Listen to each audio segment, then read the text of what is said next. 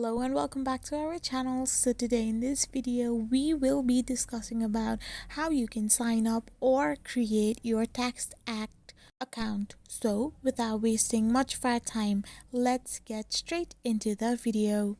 So first and foremost, all you need to do is simply tap open a web browser of your preference and type in the URL www.taxact.com.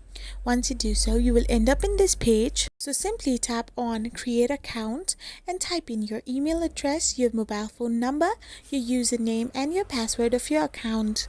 Once you are done filling in all these necessary credentials, all you need to do now is simply tap on the dialog box and tap on create account. So now once you are done with this, you have to verify your account by checking in your email address. So for this, you need to simply go and tap open your Gmail and find the mail from TaxAct.